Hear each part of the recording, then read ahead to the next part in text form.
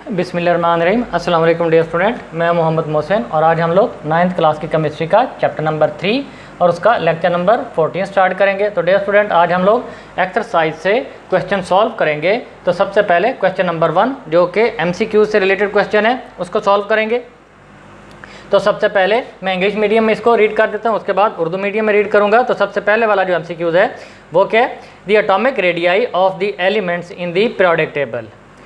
तो इसका B option है पहले वाले का कि एटॉमिक रेडियस इंक्रीज होता है from top to bottom in group. Urdu medium में भी बी पार्ट है, ग्रुप में ऊपर से नीचे की तरफ एटॉमिक रेडियस बढ़ता है।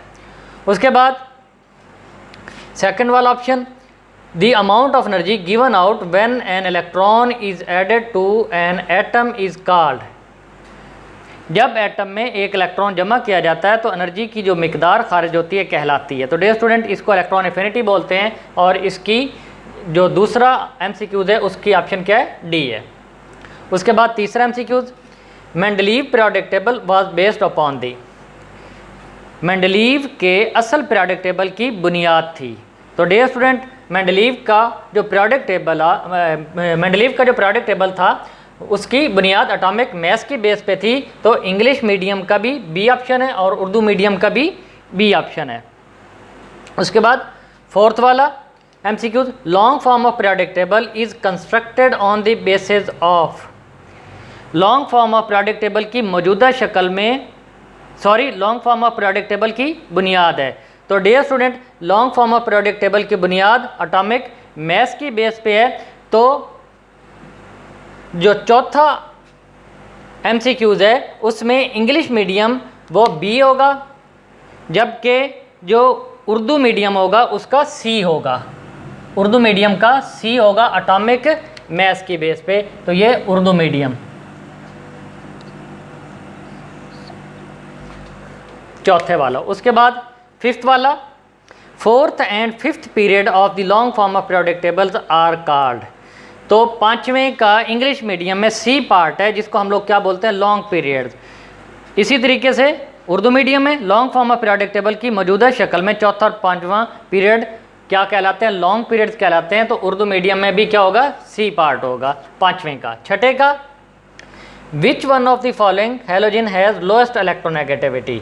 तो डियर स्टूडेंट, आयोडीन की इलेक्ट्रोनेगेटिविटी सबसे कम होती है। तो मंदरजा झैल में से किस हैलोजन की इलेक्ट्रोनेगेटिविटी सबसे कम है। तो उर्दू और इंग्लिश मीडियम दोनों में क्या होगा, डी ऑप्शन होगा।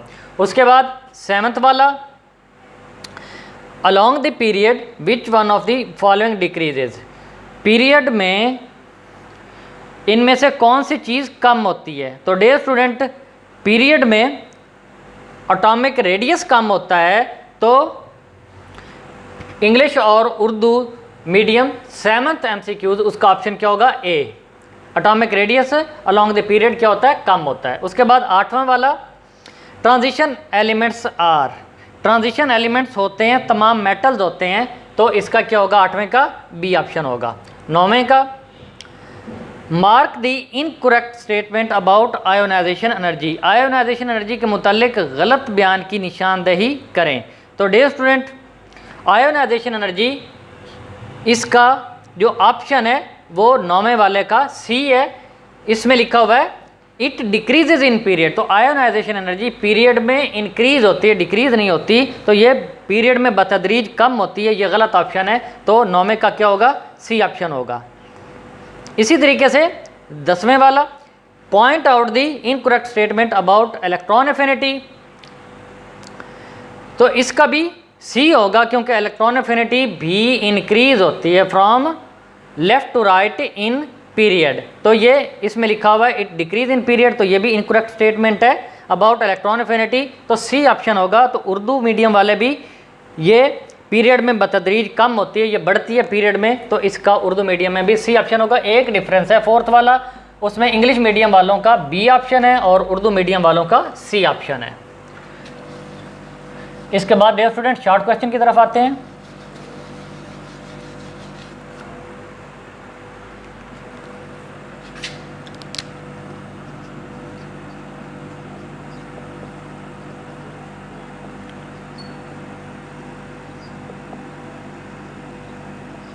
मुख्तसर सवालात। तो डियर स्टूडेंट, मुख्तसर सवालात में पहले वाला short question, why are noble gases not reactive. Noble gases क्यों रिएक्टिव नहीं होती? तो डियर स्टूडेंट, ये मैं आप लोगों को लिखवा देता हूँ। पहले इंग्लिश मीडियम में लिखवाऊंगा, उसके बाद उर्दू मीडियम में लिखवाऊंगा। तो dear student, noble gases have, इसमें जो सबसे पहले वाली नोबल गैस है हीलियम है, उसके आखिरी शेल में 2 इलेक्ट्रॉन होते हैं। बाकी सारी नोबल गैसेज के आखिरी शेल में 8 इलेक्ट्रॉन होते हैं। तो इस वजह से नोबल गैसेज ना ही इलेक्ट्रॉन लूज करती हैं, ना ही इलेक्ट्रॉन क्या करती हैं, गेन करती हैं। इस वजह से ये रिएक्टिव नहीं होती। तो Nobel gases have 2 and 8 electron in their valence shell. That's why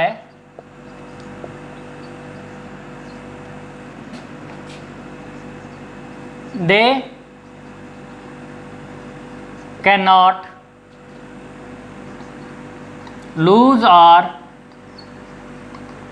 gain electron due to its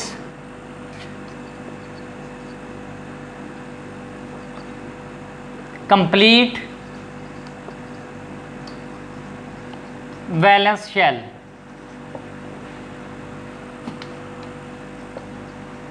That is the reason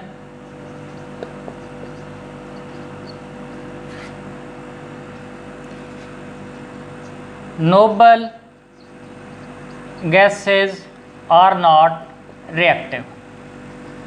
इनका आखिरी शेल मुकम्मल होता है, इस वजह से वो इलेक्ट्रॉन लूज या गेन नहीं कर सकती। और जब इलेक्ट्रॉन लूज या गेन नहीं करेंगी तो ये रिएक्टिव नहीं होती। तो उर्दू में मैं लिख देता हूँ, नोबल गैसेज के आखिरी शेल में 2 या 8 इलेक्ट्रॉन होते हैं।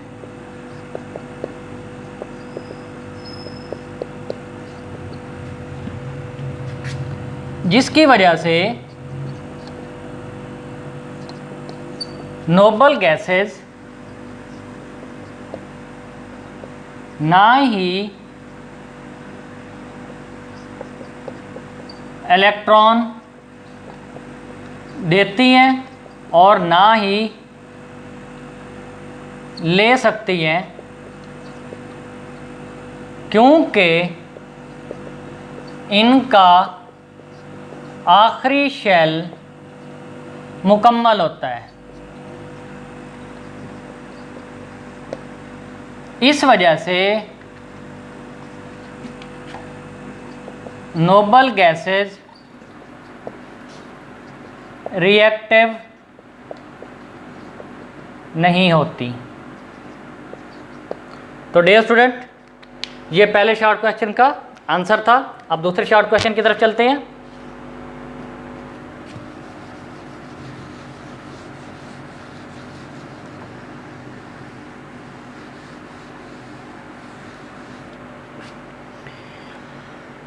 Why cesium requires little energy to release its 1 electron present in the outermost shell? Caesium को अपने वैलेंस शेल में से 1 इलेक्ट्रॉन खारिज करने के लिए क्यों बहुत थोड़ी एनर्जी की ज़रूरत होती है? तो डियर स्टूडेंट, सीजियम का एटॉमिक नंबर 55 होता है। इसका साइज़ बहुत बड़ा होता है। साइज़ बड़ा होने का मतलब है कि इसके अंदर नंबर ऑफ़ शेल्स बहुत ज़्यादा होते हैं।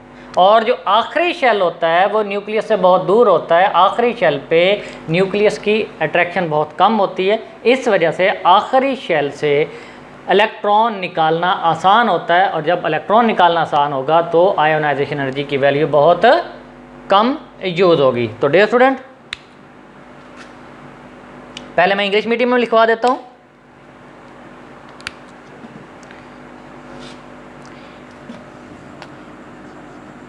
In cesium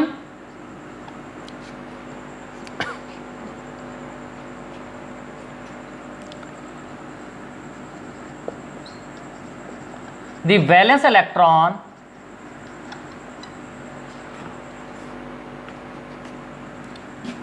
is far away from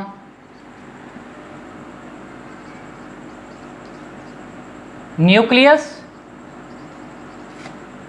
due to its larger size। बड़े साइज की वजह से आखिरी इलेक्ट्रॉन न्यूक्लियस से बहुत दूर होता है, larger size. So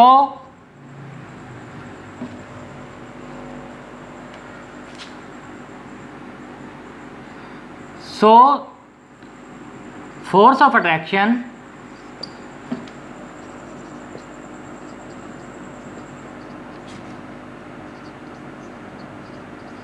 between nucleus and valence electron is very less. Valence electron और न्यूक्लियस के दरमियान जो फोर्स ऑफ अट्रैक्शन है वो बहुत कम होती है। That's why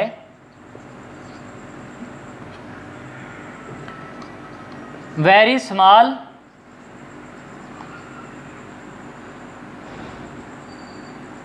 amount of energy required to remove the valence electron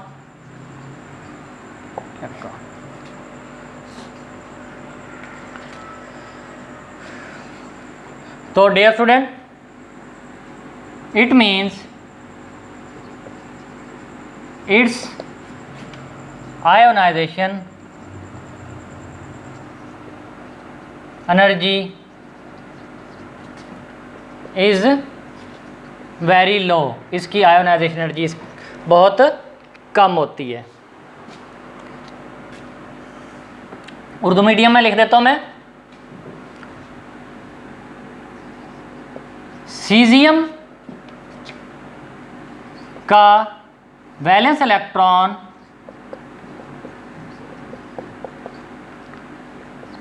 इसके बड़े साइज की वजह से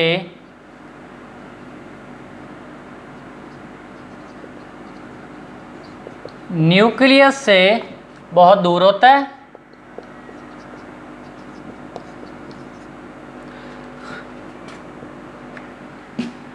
जिसकी वजह से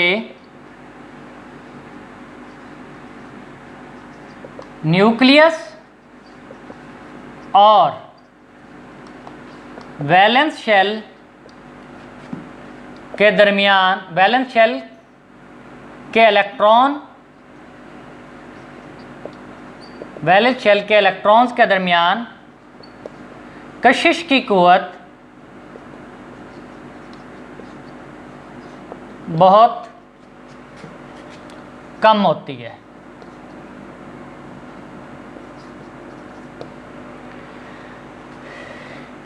इस वजह से आखिरी शेल में से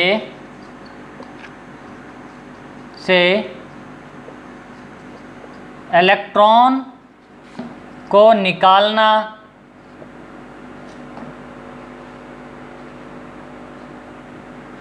आसान होता है, क्योंकि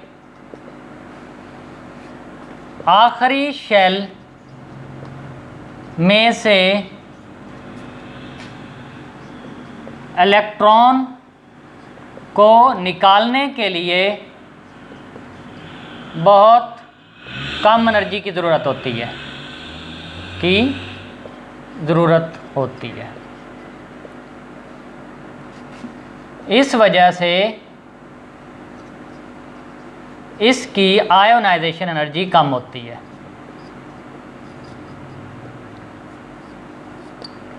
इसकी आयोनाइजेशन एनर्जी कम होती है। तो डियर स्टूडेंट, ये दूसरे शॉर्ट क्वेश्चन का आंसर था। अब चलते हैं तीसरे शॉर्ट क्वेश्चन की तरफ।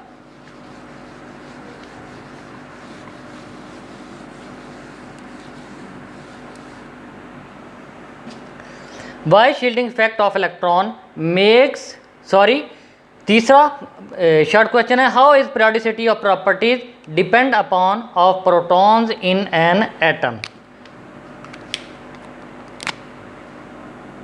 तीसरा शॉर्ट क्वेश्चन के जो पीरियोडिसिटी है प्रॉपर्टीज की, मैं उर्दू में पढ़ देता हूँ।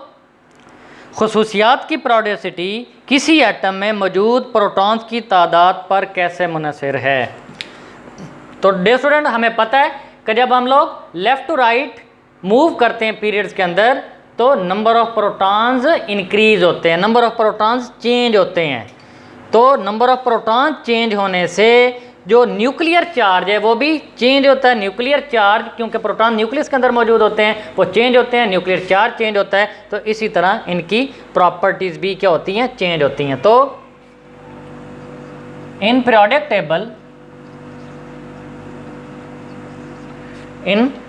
Table from left to right,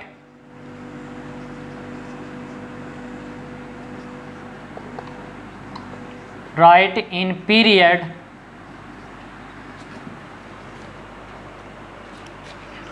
proton number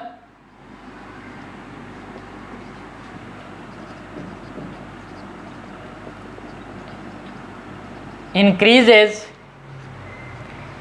in nucleus, क्योंकि न्यूक्लियस के अंदर प्रोटॉन मौजूद होते हैं। Hence nuclear charge will also increase।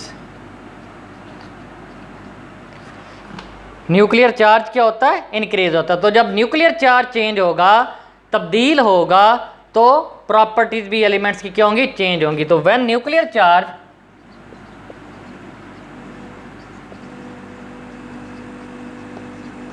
Change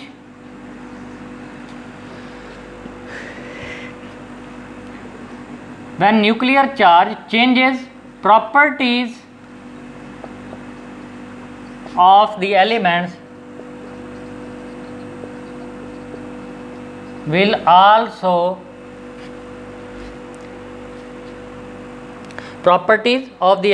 also changed। इसको उर्दू मीडियम में लिख देता हूं।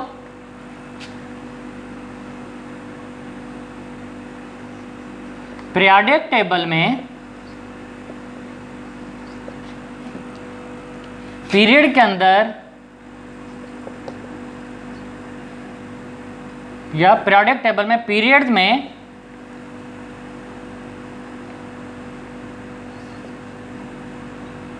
प्रोटॉन नंबर बाएं से दाएं तरफ बढ़ता है।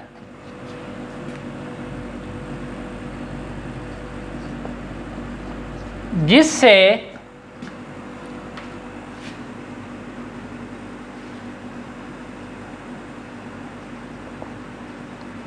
न्यूक्लियर चार्ज भी बढ़ता है, जिसकी वजह से न्यूक्लियर चार्ज भी बढ़ता है।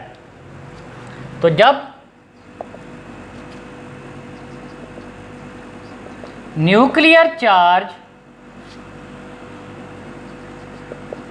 तब्दील होता है तो एलिमेंट्स की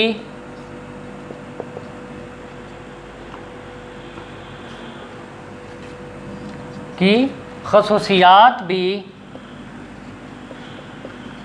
तब्दील होती हैं। तो डियर स्टूडेंट, ये वाला था तीसरा शॉर्ट क्वेश्चन। तो dear student, total 9 short question है, 6 शॉर्ट क्वेश्चन रह गए। इंशाल्लाह ताला वो नेक्स्ट लेक्चर में हम लोग सॉल्व करेंगे। तब तक अल्लाह हाफिज़।